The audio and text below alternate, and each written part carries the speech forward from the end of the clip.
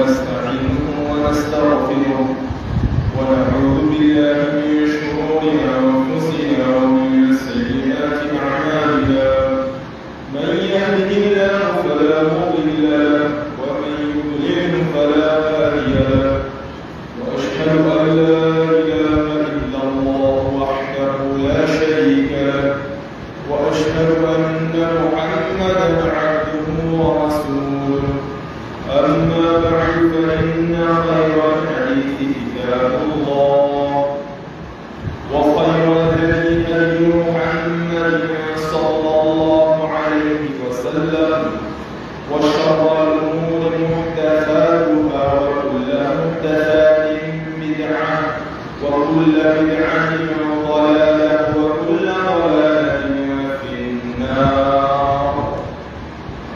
قال الله تعالى في كلامه المجيد: أعوذ بالله من الشيطان الرجيم.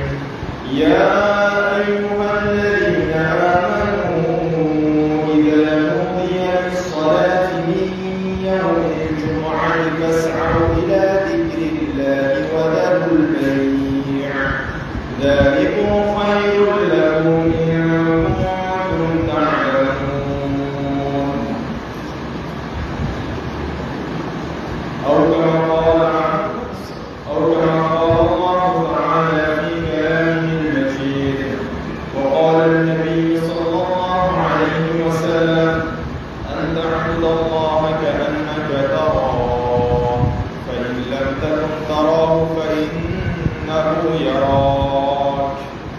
আলহামদুলিল্লাহ, আমরা আল্লাহ সুবহানাহু ওয়া তাআলার শুকরিয়া জ্ঞাপন করছি যে মহান রব্বুল আলামিন রব্বুল ইজ্জত ওয়াল জালাল আমাদেরকে জুমার সালাতে উপস্থিত হওয়ার তৌফিক দিলেন। সুস্থতার সাথে এই সুন্দর পরিবেশে খুতবা শোনার, সালাত আদায় করার সেই সুযোগ সামর্থ্য আল্লাহ তাআলা আমাদের করে দিলেন, ব্যবস্থা করে দিলেন। সেই মহান রব্বুল আলামিনের শুকরিয়া জ্ঞাপন করি আলহামদুলিল্লাহ।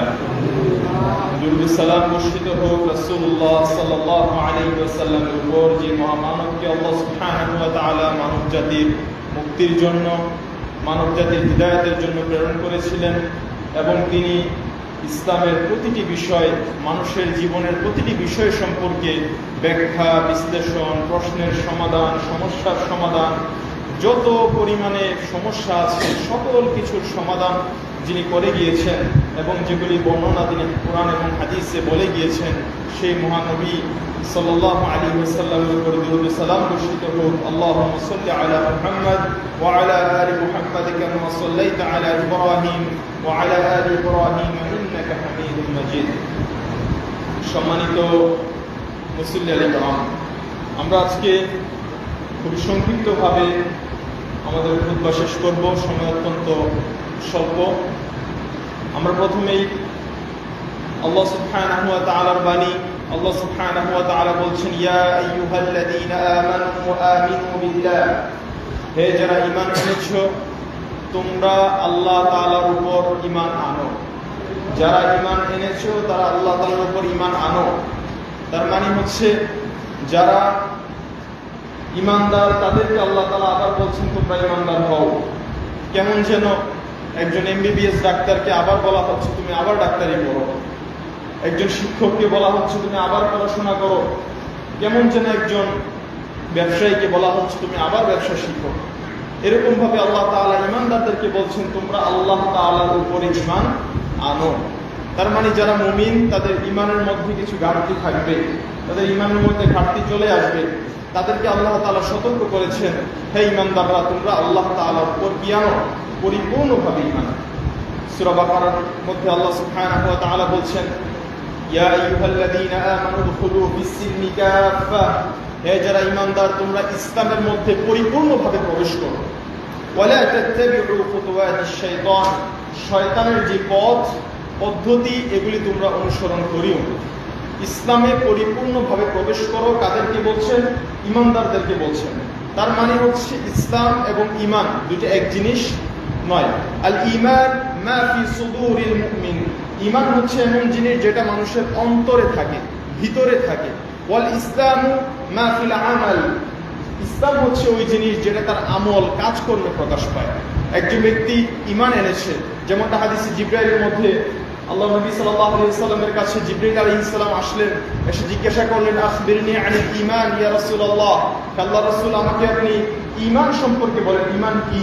আল্লাহ নবী সাল্লাল্লাহু আলাইহি ওয়াসাল্লাম বললেন, আল ঈমান আন তুমিনা বিল্লাহ ওয়া মালাইকাতিহি ওয়া কুতুবিহি ওয়া রুসুলিহি ওয়াল ইয়াউমিল আখির ওয়া তুমিনা বিল কদরি খাইরিহি ওয়া শাররিহি।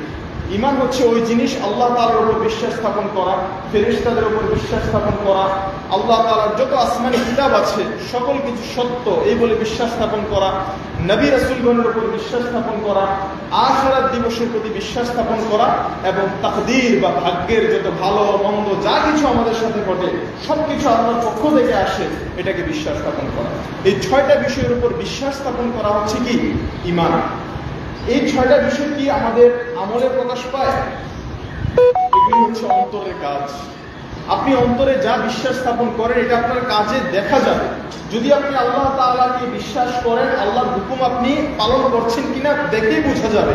আপনি যে সালাত আদায় করেন, সিয়াম থাকেন, মানুষের সাথে ভালো আচরণ করেন, সত্য কথা বলেন, ন্যায়ের কাজ করেন, অন্যায় করেন না, তার মানে আপনি আল্লাহ তাআলাকে কি করেন?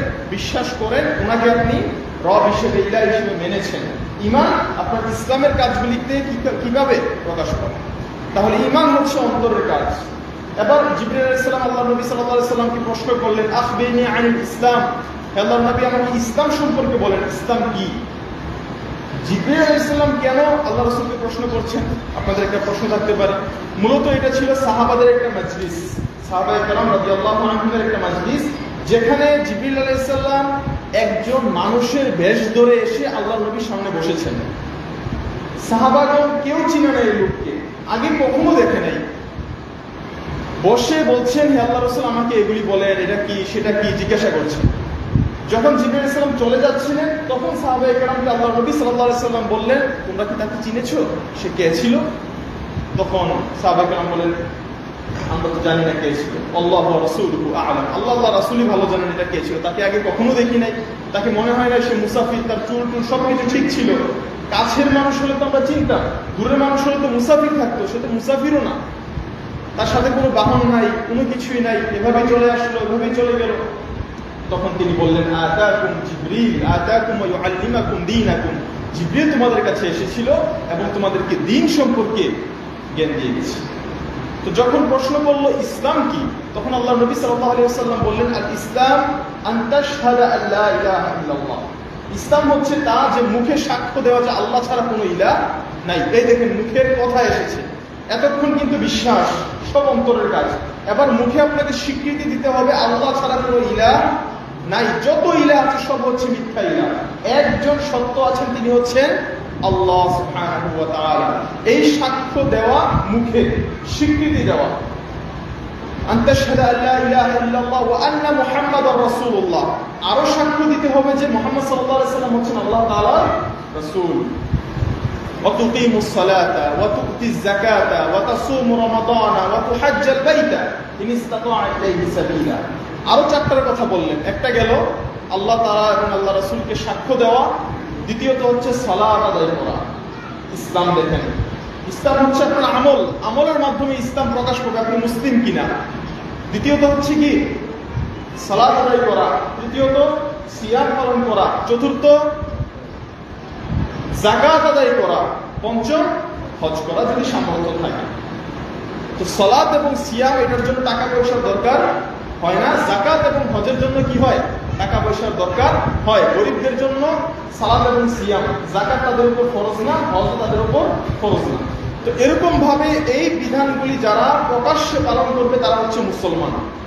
তারা হচ্ছে কি মুসলমান। এই 5টা বিষয় যে ব্যক্তি মেনে নেবে, সাক্ষ্য দেবে, সালাত করবে, সিয়াম থাকবে, হজ করবে, যাকাত দিবে, তারা হচ্ছে কি মুসলমান। যদি কেউ একটা অস্বীকার করে তাহলে সে আর মুসলমান থাকে। যদি কেউ যে কোনো একটা অস্বীকার করে, যদি সে আল্লাহ তাআলাকে অস্বীকার করে, আল্লাহ নবী সাল্লাল্লাহু আলাইহি ওয়াসাল্লামকে অস্বীকার করে, সে কাফের। যদি সে সালাতকে অস্বীকার করে, কাফের। সিয়ামকে অস্বীকার করে, কাফের। যাকাত ইচ্ছা করে, সম্পদ আছে যাকাত দেয় না, এটাকে কোনো বিধানই মনে করে না, এটার কোনো গুরুত্ব তার কাছে নাই, সে কাফের। টাকা পয়সা আছে, এখনো সে হজ করে নাই, সে কাফের। সামর্থ্য থাকলে অবশ্যই যাকাত এবং হজ আদায় করতে হবে। আর সালাত এবং সিয়াম, রমাদান আসলে ফরজ সিয়াম, অন্য সময় সালাত তাকে কি করতে হবে? অবশ্যই আদায় করতে হবে। এছাড়া আর কোনো পথ খোলা নাই। যদি খোলা থাকে তাহলে আপনি কাফের হতে হবে, ইসলামকে কি করতে হবে?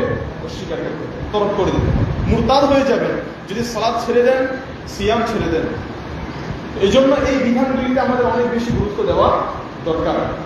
আরেকটা বিষয় ভালো করে খেয়াল রাখেন, আল্লাহ নবী সাল্লাল্লাহু আলাইহি সাল্লামের যুগে মুনাফিকরা ইসলামের সব বিধান পালন করত, সালাত আদায় করত, সিয়াম থাকতো, যাকাত দিত, আল্লাহ রাসূলের সাথে হজও করত, সব কিছু তাদের ঠিক ছিল, কিন্তু ঈমান ছিল না, ভিতর নষ্ট ছিল।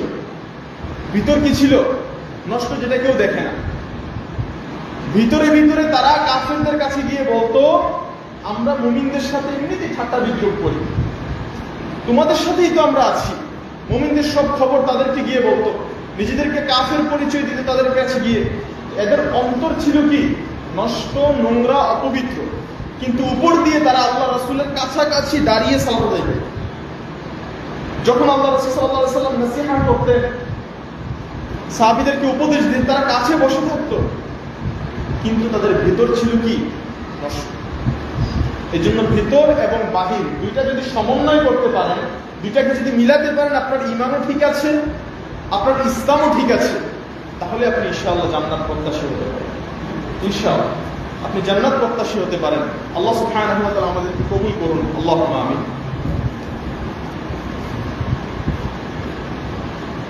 তো আমরা সবাই জান্নাতে যেতে চাই, সবাই কি করি? জান্নাতে যেতে চাই। এবার আপনার ঈমান ঠিক আছে, ইসলাম ঠিক আছে, আরেকটা বিষয় আছে যেটা ঠিক না থাকলে আপনি ইবাদতের কোনো স্বাদ পাবেন না, জান্নাতও আপনি পাবেন না। সেটা হচ্ছে জিবরিল আলাইহিস সালাম আল্লাহ নবীকে তৃতীয় প্রশ্ন করলেন, আখবিরনি আনিল ইহসান, হে আল্লাহ রাসূল আমাকে ইহসান সম্পর্কে বলেন, ইহসান কি? আল্লাহ রাসূল সাল্লাল্লাহু আলাইহি ওয়াসাল্লাম বললেন, আন তা'বুদাল্লাহা কাআন্নাকা তারাহু ফাইন লাম তাকুন তারাহু ফাইন্নাহু ইয়ারাক। তুমি এমন ভাবে, ইহসান হচ্ছে এমন জিনিস যে তুমি এমন ভাবে আল্লাহর ইবাদত করবে যে তুমি আল্লাহ তাআলাকে দেখছো। সুবহানাল্লাহ। ফাইন লাম তাকুন তারাহু ফাইন্নাহু ইয়ারাক, যদি তুমি দেখো যে আমি তো আল্লাহ তাআলাকে দেখছি না, তাহলে সেই বিশ্বাস অন্তরে ধারণ করবা যে আল্লাহ তোমাকে সব সময় দেখছে। সুবহানাল্লাহ। প্রত্যেকটা ইবাদতে কোনো বান্দা যদি মনে করে যে আমাকে আল্লাহ তাআলা দেখছেন না, তাহলে তার ইবাদত, সালাত, সিয়ামের কোনো দরকার নাই, কোনো কাজে আসবে না। ইসলামও পালন করছে, ঈমানের বিষয়গুলি তার ঠিক আছে, কিন্তু ইবাদতের মধ্যে তার ইহসান ঠিক নাই, তার ইবাদত আল্লাহর কাছে গ্রহণ হবে। তাহলে তৃতীয় শর্ত হচ্ছে আপনার ইহসান ঠিক রাখতে হবে। আল্লাহু ইউহিব্বুল মুহসিনিন, আল্লাহ তাআলা কোরআনুল কারীমে অনেক জায়গায় বলেছেন আল্লাহ তাআলা মুহসিনদেরকে ভালোবাসেন। মুহসিন কারা? যারা সর্বদা মনে করে আল্লাহ আমার সামনে আছে, অন্যায় করতে, লুট ঠকাতে কেউ নাই, কোনো মানুষ নাই, ঘরের আড়ালে থাকলে তখনও সে কোনো পাপ কাজে লিপ্ত হয় না। অফিসের বস, আশেপাশে কিছুই নাই, রুমে তার রুমে সিসি ক্যামেরাও নাই, সে ভাবছে এখন যদি আমি ঘুষ নেই কেউ তো দেখবে না। কোন একজন দায়িত্বশীল চাকরিজীবী আরেকটা মানুষের উপর গোপনে অন্যায় করতে গিয়ে সে মনে করে যে আমাকে তো কেউ দেখছে না, তার মানে সে নামাজও আদায় করে, ঈমানও তার সুন্দর, মাশাআল্লাহ, মানুষকে ঈমানের কথা বলে, কিন্তু তার কি ঠিক নাই? ইহসান ঠিক নাই। সে মনে করে না যে আল্লাহ আমাকে দেখছেন, সে মনে করে না যে আল্লাহ আমাকে দেখছেন। অত্যন্ত গুরুত্বপূর্ণ বিষয়। কোন বান্দা যদি মনে করে যে আল্লাহ আমাকে দেখছেন, সে কখনো পাপে লিপ্ত হতে পারে না, কখনো পাপে লিপ্ত হতে পারে না। আমি যদি এখানে এই মসজিদে একটা সিসি ক্যামেরা ফিট করে 5 জন যুবক যারা কন্টিনিউ কি করে পাপাচারে লিপ্ত থাকে, কন্টিনিউ অন্যায় কাজে লিপ্ত থাকে, তাদেরকে এই ঘরে এনে কিছু সিসি ক্যামেরা দিয়ে বলা হয় যে তোমাদের কাজকর্ম দেখছে কোনো একজন মান্যগণ্য লোক, এলাকার চেয়ারম্যান অথবা এলাকার কোনো গণ্যমান্য ব্যক্তি, তোমাদের কাজকর্ম দেখবে আগামী 5-6 ঘন্টা, তোমরা এখানে কি করো। আচ্ছা, তারা এই রুমের মধ্যে কি পাপ কাজ করবে? তারা ভাববে আমাদের কি করছে, দেখছে। তারা ইচ্ছা করে ভালো ভালো কথা বলবে, হয়তো কেউ নামাজ আদায় করবে, কেউ তাসবিহ জপবে, কেউ জিকির আজকার করবে, হ্যাঁ, এরকম ভাবে সময়গুলি পার করবে। যে ব্যক্তি মনে করে যে আমাকে তো কেউ না কেউ দেখছে, তখন সে অন্যায় লিপ্ত হয় না। কেউ তার